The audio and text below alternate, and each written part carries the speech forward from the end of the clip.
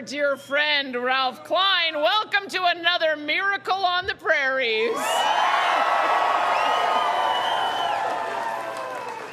My friends, this was the very definition of a hard-fought election. We faced the most expensive, fierce, and coordinated opposition and third-party political campaigns in provincial history. Now, many folks wrote us off, even just as recently as last month. But you know what happened? Despite it all, today, Albertans chose to move our province forward by re-electing a strong, stable, united, conservative majority government. Now, this victory would not have been possible without the incredible work of so many. And thank you to our amazing campaign team, to our party and campaign volunteers, and to every single one of you that donated your time and your resources to this campaign. You all made the difference. And thank you. Thank you. A special thanks to all of our UCP candidates and their spouses, families, and campaign teams for your tremendous work and sacrifice. Regardless of whether you won or lost individually tonight, you made a difference for Alberta, and you will always be part of our UCP team. So thank you. I'd also like to thank the great people of Brooks Medicine Hat once again. Yes. You've entrusted me with the responsibility of representing and advocating for your interests, and I am honored and humbled. I'm indebted to you and to all the volunteers, and I will continue fighting for you as your MLA. Thank you, Brooks Medicine Hat. And, of course, thank you to my dear husband, David.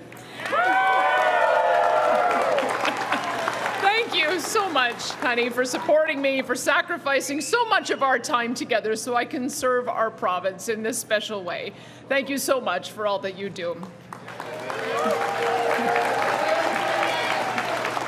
Well, my friends, the election is now over.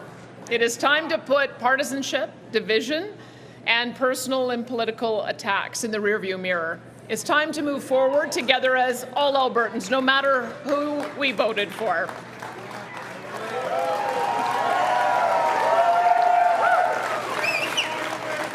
And on that note, Rachel Notley called me earlier to concede the election with honor and with dignity. We all know about our differences of opinion, but I believe that Rachel Notley is a loyal Albertan who loves this province as much as I or anyone else. Yeah. And she is deserving of respect and kindness and gratitude for the thousands of hours she has sacrificed to serve our democracy, and I hope you'll join me in genuinely thanking her for her public service. And just as I would like to thank the hundreds of thousands of Albertans who voted for the UCP today, I want to speak for a moment to every Albertan who did not. I want you to know that my oath is to serve all Albertans, no matter how you voted.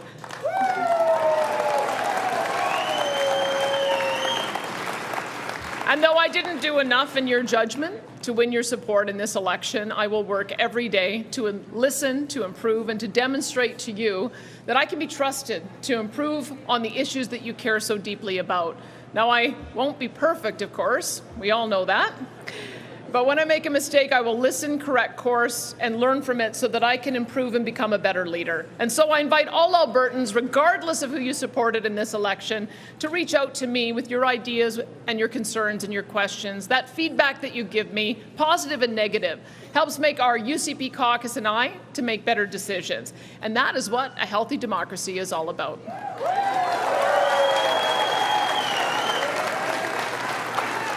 Now, before I go further, I think it's important tonight to recognize the courageous sacrifice and efforts of our firefighters and other first responders who are fighting and winning the battle against forest fires across our province. I'd ask all of us to stand here and applaud our heroes of Alberta. Yeah.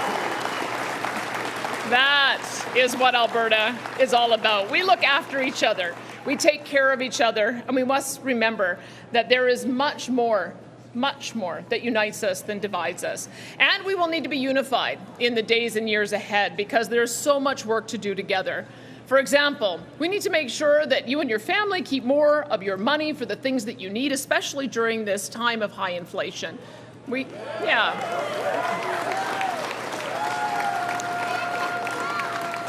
have to make sure that our communities and streets are safe again for our families and our businesses. And we have to keep powering and diversifying our amazing economy. And I want to tell every business owner and investor listening tonight, whether doing business inside or outside of Alberta, we are throwing our doors wide open for businesses, large and small.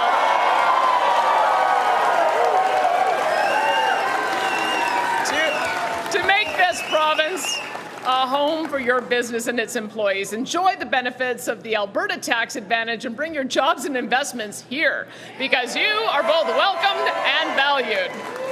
And to demonstrate that, the first bill of our government in the legislative session in the fall will be to guarantee that unless Albertans say otherwise by referendum, the only direction business and personal taxes are headed in this province is down.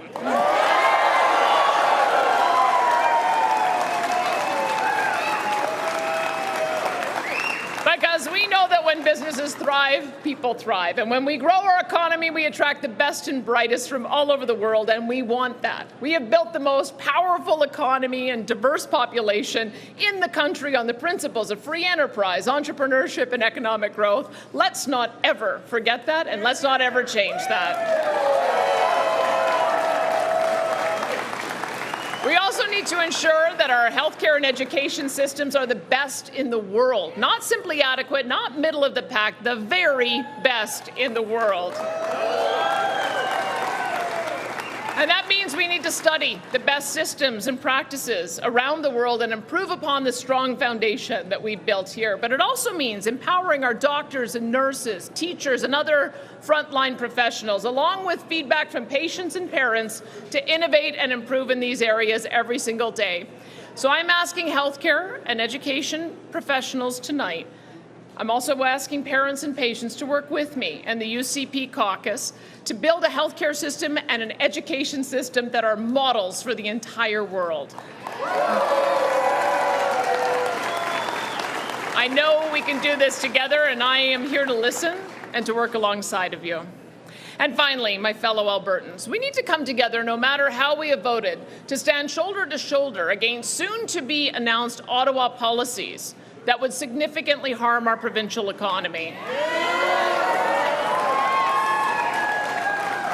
Now, we have been made aware that in the coming weeks, Justin Trudeau is planning on bringing forward new restrictions on electricity generation from natural gas that will not only massively increase your power bills, but will also endanger the integrity and reliability of our entire power grid, which we rely on during our cold and dark Alberta winters.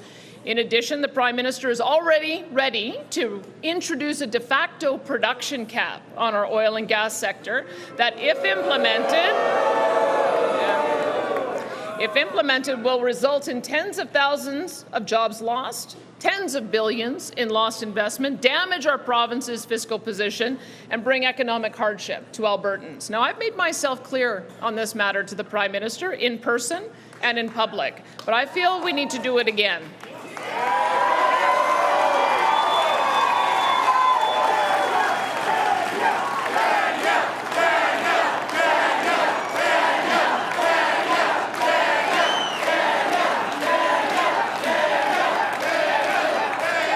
Well, hopefully the Prime Minister and his caucus are watching tonight.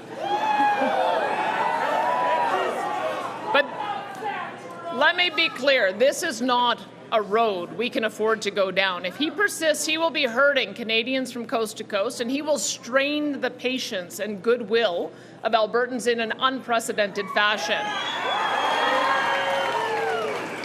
And as Premier, I cannot, under any circumstances, allow these contemplated federal policies to be inflicted upon Albertans. I simply can't, and I won't.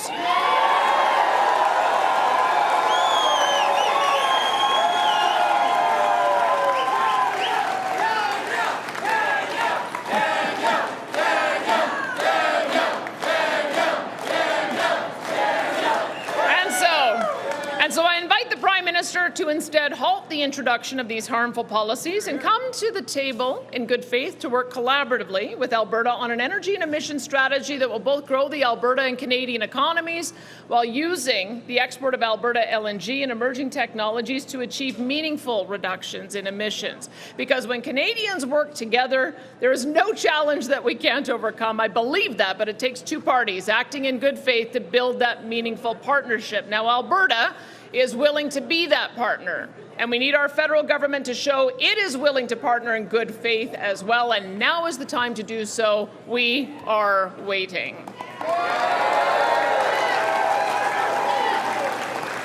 So in closing, my friends, tonight is a time for celebration. We celebrate,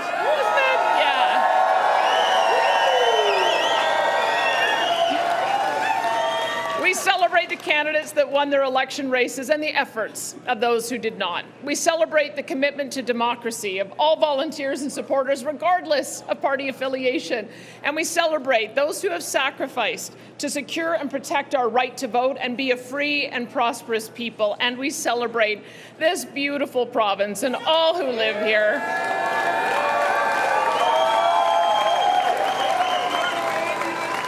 This uniquely special place where the best and brightest come from every corner of the world to join us in building one of the greatest places on earth to live and work and raise our families, and where the only things that are larger than our mountains is the compassion and irrepressible spirit of our people. From the bottom of my heart, thank you, Alberta, and may our province